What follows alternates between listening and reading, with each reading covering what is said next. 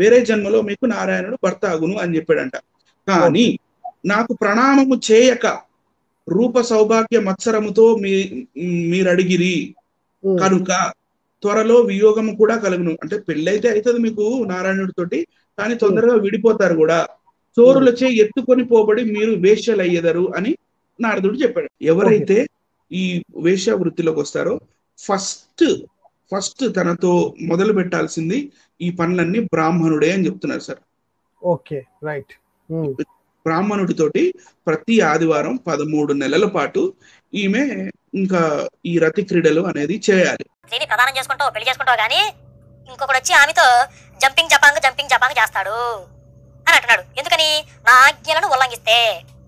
ఇది legalising prostitution అంటే అధికారిక మత గ్రంథంలో బైబిల్ దేవుడు ఒకళ్ళ పిల్లల్ని తీసుకెళ్లి ఇంకొకరికి అప్పగించడం. బ్రోతల్ హౌస్ అంటే ఏంటి? ఒకటి దగ్గర ఇంకొకటి భార్యను తీసుకొచ్చి పడుకోబెట్టి, లేకపోతే పరాయి స్త్రీని తీసుకొచ్చి పడుకోబెట్టి వ్యభిచారం చేయిస్తే అది బ్రోతల్ హౌస్. మరి ఇలా నేను ఇందాక చెప్పినట్టుగా ఈ వ్యభిచార వ్యవస్థ లేకపోతే ఈ ప్రాస్టిట్యూషన్, ఈ దేవదాసి అనేది ఈ వ్యవస్థ మరి మన దేశంలో ఉంది. దానికి ఆధ్యాత్మికతని అంటించారండి, దేవునితో అసోసియేట్ చేశారండి కొంతమంది ప్రబుద్ధులు చేసి. మరి ఎంతో మంది స్త్రీలని వాళ్ళ జీవితాలు చెడిపోయి వాళ్ళ జీవితాలు సర్వనాశనం అవడానికి కారణం అయిందండి అని నేను ఇందాక అన్నాను. అవునా?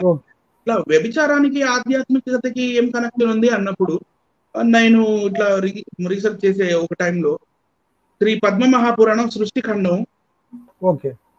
ఇందులో 23వ అధ్యాయంలో ఒకానొక చిన్న కథ చదివి నేను నివ్వెరపోవడం జరిగింది సార్. సార్ ఇక్కడ ఈశ్వరుడు పలికెను, నేను చదువుతున్నాను సార్. బ్రహ్మదేవ, అదే పురములో వాసుదేవునికి భార్యలుగా స్త్రీలు 16,000 మంది జన్మించగలరు. అంటే ఇక్కడ శ్రీకృష్ణుల వారి గురించి చెప్తున్నారు అనమాట. శ్రీకృష్ణుల వారికి 16,000 మంది ఉపపత్నులు ఉండేవారు. ఆ ఉపపత్నులు ఎలా అయ్యారు అనేది మనందరికీ తెలుసు. నరకాసురుణ్ణి సత్యభామతో పాటు శ్రీకృష్ణుల వారు వెళ్ళి నరకాసురుడు వధ జరిగిన తర్వాత నరకాసురుడు 16,000 మంది రాజకన్యలని చెరబట్టినప్పుడు ఆ 16,000 మంది రాజకన్యలని శ్రీకృష్ణుల వారు పెళ్లి చేసుకుంటారు. పెళ్లి చేసుకున్నాక 16,000 మంది వీళ్ళు ఉపపత్నులు అవుతారు. 8 మంది ఏమో మెయిన్ భార్యలు అనమాట, అంటే రాజపత్నులు 8 మంది. 16,100 యాక్చువల్ గా అయితే ఫిగర్ 16,100 మంది ఉపపత్నులు. సో ఇక్కడ వసంత సమయంలో కోకిలలు తుమ్మెదలు గుంపులుగా నుండి పుష్పములతో నిండి ఉపవనములో ఇవన్నీ ఇది సార్ నరేషన్ అది. సో ఇక్కడ సెకండ్ పారాగ్రాఫ్ నుంచి చదువుతున్నాను. సమీప మార్గమున వెళ్ళుచున్న సాంబుడు ఇక్కడ నుంచి మనకి కాంటెక్స్ట్ స్టార్ట్ అవుతుంది సార్. సమీప మార్గమున వెళ్ళుతున్న సాంబుడు అనే అతను జాంబవతి, శ్రీకృష్ణుల వారి భార్య అయిన జాంబవతికి పుట్టిన కుమారుడు, అంటే కృష్ణుడి కుమారుడు. సాంబుడను జాంబవతి పుత్రుడు సర్వ ఆభరణములచే అలంకరింపబడి సాక్షాత్తు మన్మధుడు వలె ఉండెను. అంత మన్మథ బాణములచే తప్పించిన ఆ సుందర స్త్రీలు ఎవరండి? 16,000 మంది. అంత మన్మధుడు బాణములచే తప్పించిన ఆ సుందర స్త్రీలు అతనిని కోరికతో చూచిరి. సర్వజ్ఞుడగు జనార్దనుడు ధ్యాన చక్షువుతో వారి భావములను తెలిసి దొంగలు మిమ్ము హరింతురని పలుకును. అంటే ఇదేంటంటే పలుకును మీకు పాస్ట్ టెన్స్ లో ఎందుకు కనపడుతుంది? ఇది ప్రవచనం అనమాట. ప్రవచనం లాంటిది. ప్రవచనం అనమాట. ఇది రాబోయే కాలంలో ఇలా జరుగుతుంది, ఇలా జరుగుతుందని ఈశ్వరుడు పలికెను అని ఇక్కడ చెప్తుంది.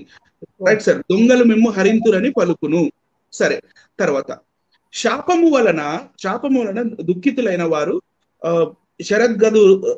శరద్గదరుని వేడుకొనగా స్వామి ప్రసన్నుడై శరద్గదరుడు అని ఒక ముని ఉంటాడంటండి. ఆ స్వామి ప్రసన్నుడై భవిష్యత్తులో ఒక్క నిమిషం సార్, సారీ, భవిష్యత్తులో దాల్భ్య ఋషి ఏ వ్రతమును ఉపదేశించునో ఆ వ్రతమును ఆచరించుట వలన మీకు శుభము కలుగును. ఈ మాటలు పలికి స్వామి అంతర్ధానం అయిపోయాడు శ్రీకృష్ణుల వారు. సార్ ఏంటి మీరు ఇట్లా మమ్మల్ని ఇట్లా శాపం పెట్టారు, దొంగలు ఎత్తుకుపోతారు అది అని చెప్పి, మరి ఎట్లా మా సంగతి ఎట్లా అది అంటే, ఆ సమయంలో మీకు దాల్బియ ఋషి అని అతను కనపడతాడు. ఆయన ఏదైతే వ్రతము మీకు ఆచరించాలి అని చెప్తారో ఆ వ్రతం చేయండి అని చెప్పి శ్రీకృష్ణుల వారు అంతర్ధానం అయ్యాడని మనకి ఇక్కడ దాకా అర్థం అవుతుంది సార్. ఓకే. చాలా కాలము తర్వాత శ్రీకృష్ణుడు భూభారము తగ్గించి మౌసల యుద్ధము జరిగిన పిదప కేశవుడు అవతారమును చాలించును. అంటే కృష్ణ అవతారం చాలించును, యదుకులమంతా నశించును, అర్జునుడు కూడా దొంగల చేతిలో ఓడిపోవును, కృష్ణుని పత్నులను ఆ దొంగలు అపహరింతురు. ఓకే. ఈ విధముగా వారు పీడింపబడినప్పుడు యోగాత్ముడు మహాతపస్వి అయిన దాల్భ్యుడు అక్కడికి వచ్చును. ఓకే. వారు ఆ మునిని ఆర్ఘ్యముతో పూజించి పదే పదే ప్రాణిపాతము చేసిరి. కన్నీళ్లతో వాళ్ళు అనుభవించిన వివిధ భోగములను, శ్రీకృష్ణుని నగరములను, గొప్ప భవనములను, ద్వారకావాసులను, బాలురను స్మరించుచు మిగుల దుఃఖము నుండి ముని ఎదుట నిలిచి ఇట్లు ప్రశ్నించారంట. అంటే పాతకాలంలో వాళ్ళు ఈ ఎలాగైతే భోగభాగ్యములు అనుభవించారో అవన్నీ గుర్తు చేసుకుంటూ ఏడుస్తూ ఇతని దగ్గరికి వెళ్ళి అడుగుతున్నారంట. చూడండి, ఆ దాల్భ్య మహర్షి దగ్గర, భగవాన్, దస్యులు మమ్మల్ని అందరినీ బలవంతముగా అనుభవించిరి, మా స్వధర్మమును చేజార్చుకొనిన మాకు మీరే శరణు విఘ్నుడగు కేశవునిచే నీవాదేశింపబడితివి. ఈశ్వరుని సంయోగము పొందియు, అంటే ఈశ్వరునితో మేము ఉండి కూడా ఈశ్వరుని సంయోగము పొందియు మేము వేశ్యలం ఎట్లయితిమి. దే ఆర్ క్వశ్చనింగ్, మేము వేశ్యలం ఎట్లయితిమి, వేశ్యల ధర్మమును మాకు తెలుపుము. అప్పుడు దాల్భ్యుడు ఏమని పలుకుతున్నాడంటే, పూర్వము మానస సరోవరములో మీరు జలక్రీడా విహారములో గర్వించి ఉండగా అతిథిగా నారదుడు అక్కడికి వచ్చాను. నారదుడు వచ్చాడంటండి. ఆడు స్నానం చేస్తుంటే నారదుడు అక్కడికి ఎందుకు వెళ్ళాడు అనేది నా ధర్మ సందేహం. ఓకే. పూర్వము మానస సరోవరంలో మీరు జలక్రీడా విహారములో గర్వించుచుండగా అతిథిగా వెళ్ళాడంటే చూడండి. అతిథిగా నారదుడు అక్కడికి వచ్చాను. అప్పుడు అగ్ని పుత్రికలు అప్సరసలు అగు మీరు యోగవేత్తయగు నారదునికి నమస్కరించకనే, అంటే సెల్యూట్ కొట్టలేదండి సార్. సెల్యూట్ కొట్టలేదు. గుడ్ మార్నింగ్, గుడ్ ఈవినింగ్ అది ఏం చెప్పలేదు. అవమానించుచు ఇట్లా వాళ్ళు అడిగారంట. ఏమడిగారంట? నారాయణుడు మాకు భర్త ఎట్లగునో ఉపదేశించుము అని అడిగారంట. అట్టి వరప్రదానము శాపముగా కూడా అయ్యెను, అలా అయ్యింది అని దాల్భ్యుడు ఫ్లాష్ బ్యాక్ చెప్తున్నాడు వీళ్ళకి. మర్చిపోయిందని చెప్తున్నాడు. రైట్. మర్చిపోయిన ఆ గతంలో ఏం జరిగింది, ఎందుకు వీళ్ళు వేశ్యలయ్యారో రీజన్ చెప్తున్నాడు సార్. అప్పుడు నారదుడు వారితో చైత్ర వైశాఖ మాసంలో శుక్లపక్ష ద్వాదశి నాడు బంగారముతో కూడిన శయ్యనను రెంటిని దానమిచ్చినచో వేరే జన్మలో మీకు నారాయణుడు భర్త కాగలడు అని చెప్పాడంట.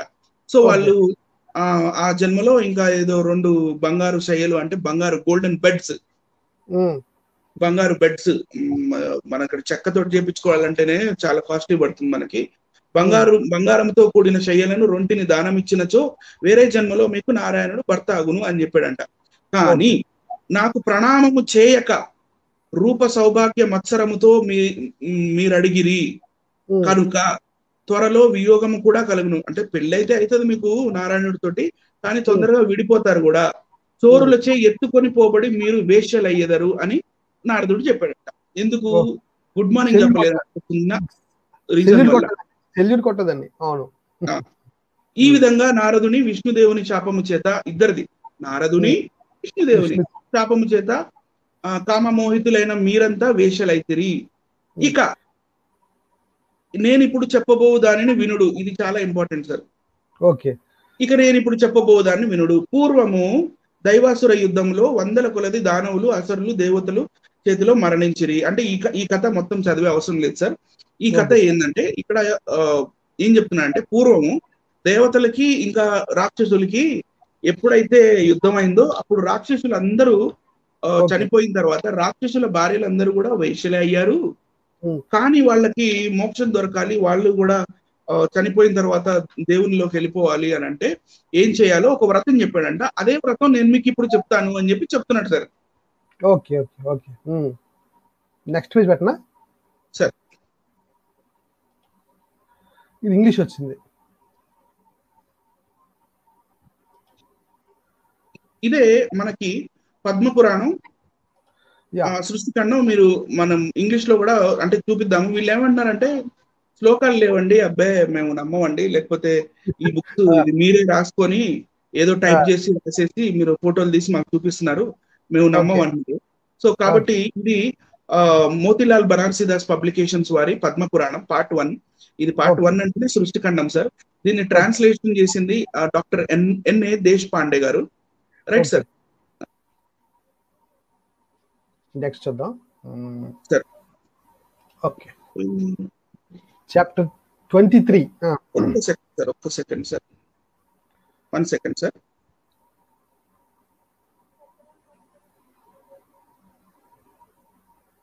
ఇది మీరు కొంచెం స్కిప్ చేసి ముందుకు రండి సార్. ఇది స్కిప్ చేయాలా?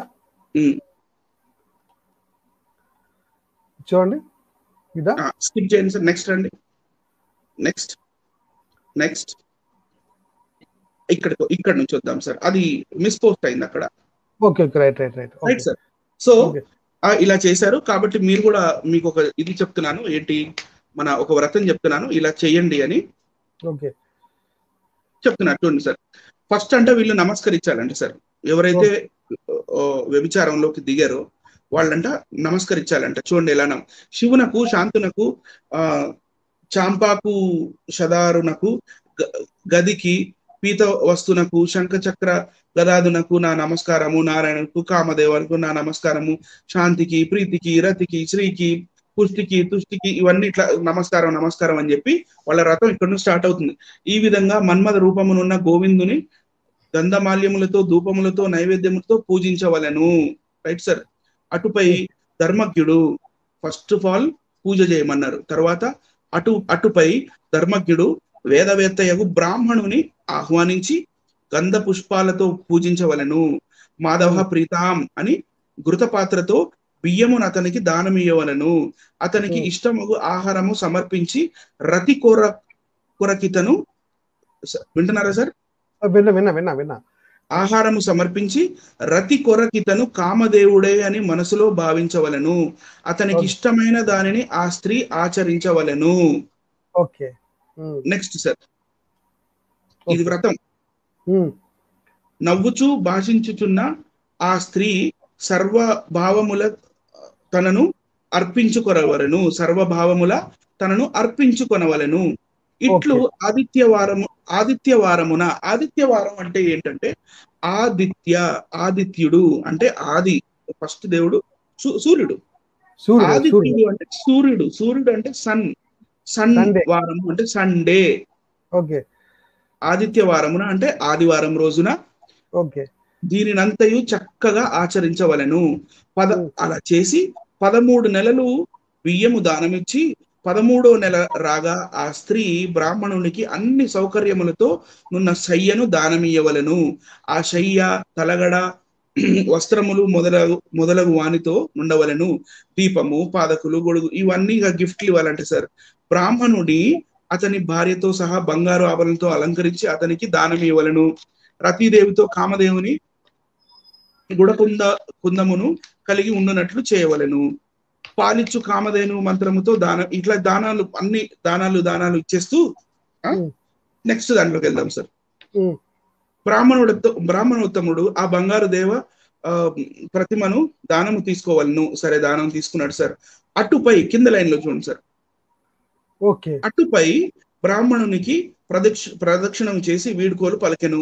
శయ్య, ఆసనము మొదలగను బ్రాహ్మణునికి ఇంటికి పంపవలను. అటుపై రతి కోరికతో ఇంటికి వచ్చిన వాడెల్లా గౌరవింపదగిన వాడు. అంటే ఇక్కడ ఏం చెప్తున్నాడంటే సార్, ఇక్కడ మనకి ఏం చెప్తున్నాడంటే the women who ever is sir assigned for prostitution, ఎవరైతే ఈ వేశ్య వృత్తిలోకి వస్తారో ఫస్ట్ తనతో మొదలు పెట్టాల్సింది ఈ పనులన్నీ బ్రాహ్మణుడే అని చెప్తున్నారు సార్. Okay, right. బ్రాహ్మణుడితోటి ప్రతి ఆదివారం 13 నెలల పాటు ఈమె ఇంకా ఈ రతి క్రీడలు అనేది చేయాలి. బ్రాహ్మణుడు కోరినట్టుగా ఆమె అతనితో ఉండాలి. 13 నెలలు అయిపోయిన తర్వాత ఈమెతో ఈ 13 నెలలు ఏదైతే మంచం, దుప్పటి, దిండు ఇవన్నీ ఉన్నాయో అవన్నీ ఆ బ్రాహ్మణుడి ఇంటికి ఇచ్చేయాలి. అదే కాకుండా ఇంకొన్ని గిఫ్ట్స్ కూడా ఇచ్చేయాలి. అప్పటి నుంచి ఆ 13 నెలలు కాలం అయిపోయిన తర్వాత నుంచి ఇక్కడ మధ్యలో లైన్ లో ఉంది చూడండి, అటుపై రతి కోరికతో ఇంటికి వచ్చిన వాడల్లా గౌరవింపదగిన వాడగును. Okay right sir. ఇట్లు 13 మాసాలు బ్రాహ్మణుణ్ణి సంతృప్తి పరిచి మందిరముకు పంపవలెను. మందిరానికి. సో ఇక్కడ ఇందాక మీరు మనం ఒకటి మిస్ అయిందని చెప్పాను. పైన పద్మపురాణ ఇంగ్లీష్ వచ్చింది చూడండి. వెళ్దామా? అక్కడికి వెళ్దాం సార్. పైకి వెళ్దాం, కిందకి వెళ్దాం? పైకి వెళ్దాం. పైకి సార్. Sir yes sir. ఇక్కడ మనకి కొన్ని తెలుగులో లేపేశారు sir. Okay okay right right. ఇక్కడ తెలుగులో లేపేసిన దానికి ఇక్కడ ఇంగ్లీష్ లో చాప్టర్ 23 ఇదే సేమ్ చాప్టర్ 23 సృష్టికాండం ద వో ఫర్ ప్రాస్టిట్యూషన్స్ అంటే వేశ్యలు చేయవలసిన వ్రతము. అందులో ఏం చెప్తున్నా అంటే ఇక్కడ చూడండి, were married and enjoyed by force after hundreds of asuras and demons. అంటే అక్కడ ఇందాక ఇంద్రుడు కథ చెప్తున్నాడు కదండి, అసుర దేవతలకి were killed by gods in the war between gods and asuras in ancient days. O you devout and beautiful ladies అంటే వీళ్ళకి చెప్తున్నాడు 16,000 మందికి. O you devout and beautiful ladies now live as prostitutes in kings residence. రాజుల దగ్గర మీరు వేశ్యలై ఉండండి. And ఇక్కడ 2 categories చెప్తున్నాడు. కింగ్స్ రెసిడెన్స్ రాజు దగ్గర కోర్టులో అక్కడ ఉండాల్సిన అంతఃపుర కాంతలు గాను, and in temples of gods. Okay. So ఇక్కడ మనకి ఏమర్థమవుతుంది, ఈ దేవదాసులు 2 రకాలని సార్. ఓకే, ఒకటి రాజు దగ్గర ఉండాలి, ఇంకోళ్ళు టెంపుల్స్ లో ఉండాలి, గుళ్ళో. సో నెక్స్ట్ దాంట్లో మనం చూసినట్టయితే వీళ్ళు ఇదండి, వీళ్ళు కోర్టెసన్ ప్రాస్టిట్యూట్స్. వీళ్ళు చూడండి మంచిగా బంగారాలు లేకపోతే ఇవన్నీ మంచిగా తగిలించుకొని వీళ్ళు ఏంటంటే రాజమందిరాల్లో అంటే రాజు దగ్గర ఉన్నామన్నారు కదా, రాజమందిరాల్లో ఉండే దేవదాసులు వీళ్ళు సార్. వీళ్ళు ఓకే రైట్. 2 కేటగిరీస్ కదా. 2వ కేటగిరీ చెందిన వాళ్ళు టెంపుల్ ప్రాస్టిట్యూట్స్. వీళ్ళు కూడా నృత్యం చేస్తారు, నృత్యము, గానము ఇవన్నీ చేసి డాన్స్లు వేసి అందరినీ ఆహ్లాదపరచాలి. ఇట్లా డాన్స్లు వేసి అందరినీ ఆహ్లాదపరచాలి అనే ఈ మాట. ఒక్క సెకండ్ సార్, పైన కింద చెప్పండి. కిందకి రండి సార్, కిందకి రండి, వచ్చేసేయండి. చూడండి, ఇదంతా మనం ఇందాక బ్రాహ్మణులకి మనం మాట్లాడాం కదా. ఈ 13 months అయిపోయిన తర్వాత who ever comes to you house for sexual enjoyment వాళ్ళ కోసం ఎవరైతే వస్తారో ఇక వాళ్ళందరితోటి వీళ్ళు హ్యాపీగా ఉండవచ్చు. సో దీని కింద ఒక్క సెకండ్ సార్, దీని కిందది సార్, దీని కిందది అయ్యే. ఇక్కడ మనకి ఏం చెప్తున్నారంటే 136 శ్లోకం 136 నుంచి 142 శ్లోకం యొక్క meaning. This I have especially narrated to you. మహర్షి ఎవరైతే ఉన్నారో ఆయన ఈ 16,000 మంది ఉపపత్నులు ఉన్నారు కదా వాళ్ళకి చెప్తున్నాడు. This I have especially narrated to you since this is the duty that you should always perform by prostitutes in this world. ఇవన్నీ మీరు తప్పకుండా చేయాలి, చేసి తీరాల్సిందే. O god, as you are never adorned by your bed, similarly o Madhusudana may my bed be always is occupied. అంటే మంచం మీద మీకు ఇంకా ఎవరు వచ్చినా మధుసూదనుడి లాగా మీరు అట్లా ఫీల్ అయ్యి మీరు ఇట్లా చేయాలి, అది మీ ఆక్యుపేషన్ అని చెప్తున్నాడు. తర్వాత she should also get produced the sound of songs, పాటలు పాడాలి, అండ్ మ్యూజికల్ ఇన్స్ట్రుమెంట్స్ కూడా వాయించాలని చెప్తున్నాడు sir. Okay, I have told you this entire practice by prostitutes which was next prostitutes which was formerly narrated by Indra to the demoness. పురాతన కాలంలో ఇంద్రుడు ఎలాగైతే ఈ రాక్షస స్త్రీలకి ఇట్లాంటి వ్రతాలు నేర్పించాడో నేను కూడా మీకు అదే వ్రతం నేర్పిస్తున్నాను, కొత్తగా ఏమీ నేర్పించట్లేదు. అలా చేయడం వల్ల ఏం జరుగుతుందో చెప్తున్నాడు చూడండి సార్. దేర్ఫోర్ అలా చేయడం వల్ల ఏం జరుగుతుందో చెప్తున్నాడు. Therefore now it is proper for you to, ఇప్పుడు మీరు చేసినా కూడా తప్పలేదు. Okay. She, the auspicious lady who serves the exalted vow, ఈ వ్రతం చేసేవాళ్ళు, destroying all sins, అన్ని పాపాలు పోతాయండి, destroying all sins and giving an unending fruit, ఒక మంచి తరతరాలు ఉండే ఒక ఫలం లాంటి ఒక ఫలాన్ని మీరు పొందుతారు. And which is said to be difficult to be observed by auspicious ladies, especially herself in this world of Madhava. Being honoured by all the hosts of gods, she goes to Vishnu position causing delight. ఇవన్నీ చేస్తే, ఇలా చేసినందువల్ల విష్ణు దగ్గరికి మీరు మోక్ష మార్గాన్ని పొందుతారు అని చెప్తున్నాడు సార్ లేడీస్ కి. Having told the ladies this o అంటే ఈ వ్రతం పేరు ఏంటంటే అంగదన వ్రతము అంటే సార్. Okay right. అనంగదన వ్రతము. మరి ఇది ఒక్కటే దగ్గర ఉందా? ఈ యొక్క మనకి పద్మపురాణంలో మాత్రమే ఉందా? మరి ఇంకెక్కడా లేదా? లేదండి, అట్లా ఏం లేదండి, మా అన్ని బుక్స్ లో అట్లా ఏం లేవు, అసలు మా చాలా క్లీన్ చిట్, మా దాంట్లో అసలు అలాంటి ఏమి లేవని కూడా మాట్లాడతారు. ఇది మత్స్య మహాపురాణం. ఈ మత్స్య మహాపురాణంలో ఇందాక చెప్పాను కదండి, అనంగధనం అని. అనంగధనం అక్కడ నా తీసేస్తే చాలు, అంగధనం అనంగధనం. సో కొన్ని సీక్రెట్ గా కూడా రాసుకుంటారు. ఈ అనంగ శయన వ్రతము ఇదొక వ్రతం నిజంగానే. ఇవి కేవలం పద్మపురాణం సృష్టిఖండం 23వ అధ్యాయంలో మాత్రమే లేదండి. శ్రీ మత్స్య మహాపురాణం 75వ అధ్యాయంలో కూడా ఇదే సేమ్ ఉన్నట్టుగా డిట్టో మీకు మత్స్య మహాపురాణంలో కనపడుతుంది. ఇది విక్టరీ పబ్లికేషన్స్ వారి శ్రీ మత్స్య మహాపురాణం అధ్యాయం 75. ఇక సెకండ్ పారాగ్రాఫ్ నుంచి చదివితే, ఈశ్వరుడు అతనికి ఇట్లు చెప్పాను, ముందు రాబో యుగమున, ఇది కూడా ప్రవచనమే ఇందాక, ముందు రాబో యుగమున శ్రీకృష్ణుడు 16,000 మంది భార్యలగుదురు, ఆ కాలమున ఒకనొక వసంతపు ఋతుమందు కోయిలలు తుమ్మెద. ఇందాక చూసాం కోయిలలు తుమ్మెద, సేమ్ కాంటెక్స్ట్, సేమ్ డిట్టో. మళ్ళీ ఇంత కిందకు వచ్చేస్తే లాస్ట్ బట్ 4th లైన్ లోకి సార్ పైకి వెళ్దామా? ఇదా ఇంకా పైన సార్.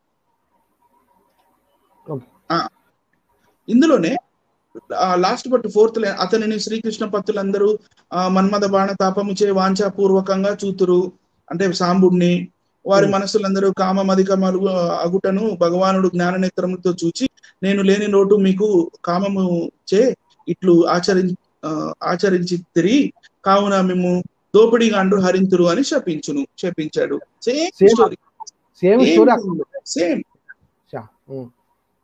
మళ్ళీ నెక్స్ట్ ఇందులోకి సార్ గారు పెట్టారు కదా, శాపము చే అభితాపము చెంది వారందరూ సర్వభూతములు సృజించి పోషించేవాడు.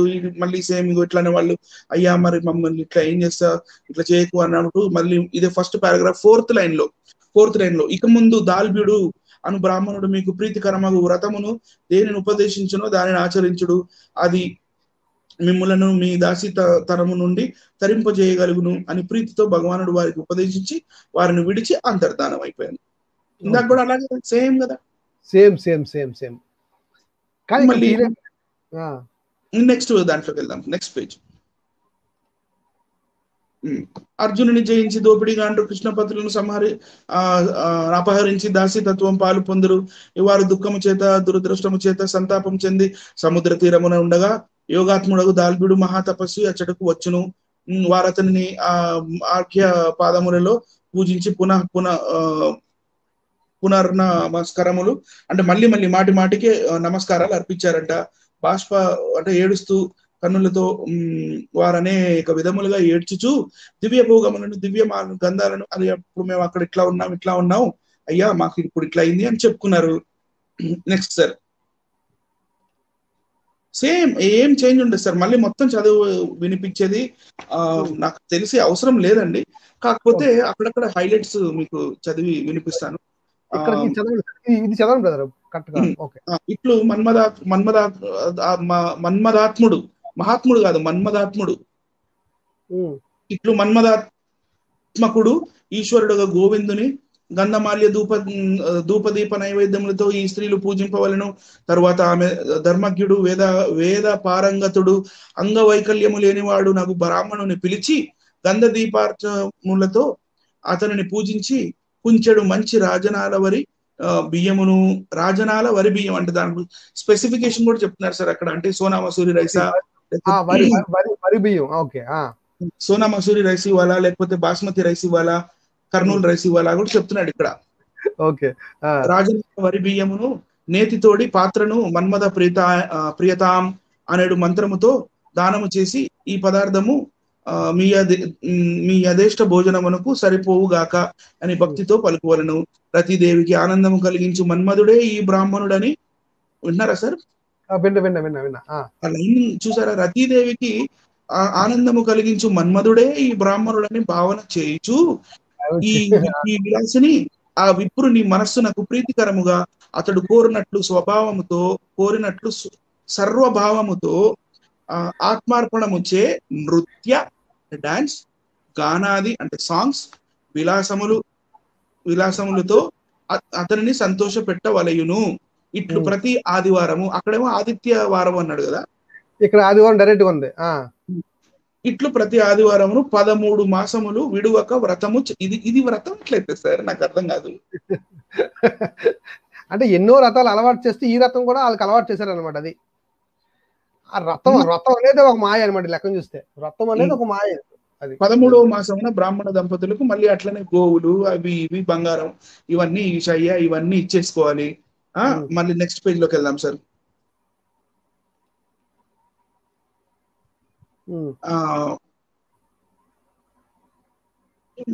నేను నెక్స్ట్ పేజ్ లోకి వెళ్ళలేదు సార్.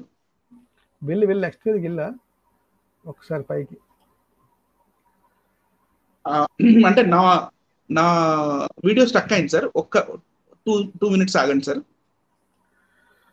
ఇక్కడికి వెళ్ళిందంటారా? నేను ఇంకోటి చూపించిన తీసేసి. పర్వాలేదు, వచ్చింది సార్, వచ్చింది. కిందకి వెళ్ళండి సార్.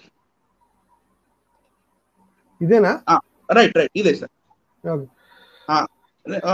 నీ దేహము నుండి నీ కామిని లక్ష్మిని వేరు కానట్లు. సరే, నెక్స్ట్ కింద మధ్యలో పారాగ్రాఫ్స్ అవుతున్నాను. తర్వాత ఆ విప్ర దంపతులను ప్రదక్షిణించి వారిని వారి గృహమునకు పంపి పిమ్మట ఈ దానం ఇచ్చినవన్నీ వాటికి ఇంటికి చేర్చవలను. మొత్తం అన్ని పైన చెప్పారు కదా లిస్ట్, అవన్నీ ఇంటికి చేర్చాలి. అది మొదలు తమ ఆనందమునకై తమ ఇంటికి ఎవరు వత్తురో వారిని ఉపచారముతో ఆనందించవలసును. అంటే first you serve a Brahmin. ఒక బ్రాహ్మణ్ని 13 నెలల పాటు ప్రతి ఆదివారం నువ్వు ఆయనకు సర్వీసెస్ ఇవ్వు, ఆయన చెప్పినట్టుగా చెయ్యి. ఇంకా నువ్వు ఆయన తిండి పెట్టు, మంచిగా బాస్మతి రైస్ లో పాలు పోసి మంచి పాయసం చేసి పెట్టు. ఆయన డాన్స్ అంటే డాన్స్ చేయి, మ్యూజిక్ అంటే మ్యూజిక్ చేయి, లేకపోతే ఆయన చెప్పినట్టు చెయ్యి. ఆ తర్వాత నుంచి ఇంకా కామన్ పబ్లిక్, జనరల్ పబ్లిక్, బయట ప్రజలకి ఇంకా నువ్వు వాళ్ళు వచ్చి నీకు డబ్బులు ఇస్తారు, ఇక వాళ్ళతోటి నువ్వు ఎట్లన్నా వ్యభిచారం చేసుకోని క్లియర్ గా చెప్తున్నాడు ఇక్కడ. క్లియర్ గా చెప్తాడండి, క్లియర్ గా. ఎస్. లోగడ చెప్పిన 13 మాసముల క్రమములలో ఒక బ్రాహ్మణుడి మాత్రమే ఒక్కడు మాత్రమే అర్చించవలెను. ఒకవేళ అతడు ఆ నడుమ దేశాంతరము పోయినచో అతని అనుమతితో మరి ఒక బ్రాహ్మణుని అర్చించవచ్చును. తాను గర్భవతి అగుట, తనకు పురుడు వచ్చుట, తన రాజునకు అశౌచము వచ్చుట,